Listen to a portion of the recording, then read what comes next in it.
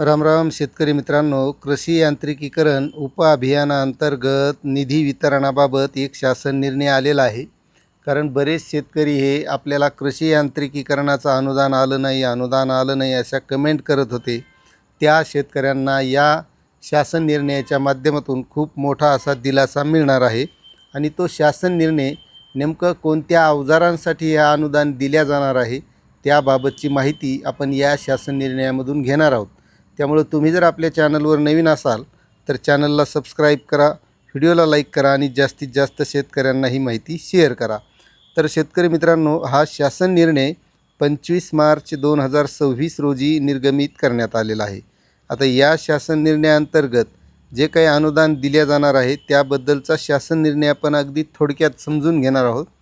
राष्ट्रीय कृषी विकास योजनेअंतर्गत कृषी यांत्रिकीकरण उपअभियान योजनेस सन 2025-26 मध्ये केंद्र हिस्सा 123 कोटी 6 लाख व त्यासाठीचा समरूप राज्य हिस्सा 82 कोटी 4 लाख 66, याप्रमाणे एकूण 205 कोटी 11 लाख 66 निधीच्या वार्षिक आराखड्यास खालीलप्रमाणे बाबनिहाय व प्रवर्गनिहाय सुधारित प्रशासकीय मान्यता प्रदान करण्यात येत आहे. आता यामध्ये केंद्राचा हिस्सा, राज्याचा हिस्सा आणि अनुसूचित जाती, अनुसूचित जमाती आणि सर्वसाधारण या प्रवर्गासाठी हा वितरित केल्या जाणार आहे. आता त्यामध्ये पुन्हा एक दुसरा असा आहे की राष्ट्रीय कृषी विकास योजना RKVY अंतर्गत कृषी यांत्रिकीकरण उपअभियानासाठी सन 2025-26 करिता अर्थसंकल्पीय तरतुदीच्या माध्यमातून केंद्र हिस्साचा 9 कोटी 46 लाख आणि राज्य हिस्सा 6 कोटी 30 लाख 66,667 असा एकूण 15 कोटी 76 लाख 66,667 इतका निधी आयुक्त कृषी यांना अर्थसंकल्पीय वितरण प्रणालीद्वारे पुढील प्रमाणे वितरित करण्यात येत आहे. आता यामध्ये सुद्धा केंद्र सरकारचा हिस्सा, राज्य सरकारचा हिस्सा आणि प्रवर्ग, सर्वसाधारण, अनुसूचित जाती, अनुसूचित जमाती यांना हा वितरित केल्या जाणार आहे.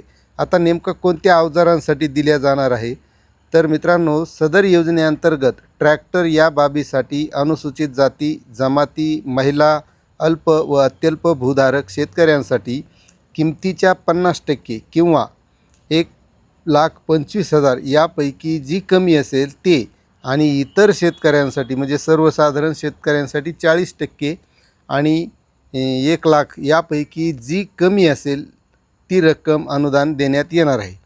आणि इतर जे काही अवजारं, यंत्र या बाबतीत केंद्र शासनाच्या कृषी यांत्रिकीकरण उपअभियानाच्या मार्गदर्शक सूचना, अटी व शर्तीचे काटेकोरपणे पालन करण्यात यावे असं सुद्धा यामध्ये नमूद केलेलं आहे. तुम्हाला जर हा शासन निर्णय सविस्तर वाचायचा असेल तर याची लिंक आपल्या डिस्क्रिप्शनमध्ये दिलेली आहे.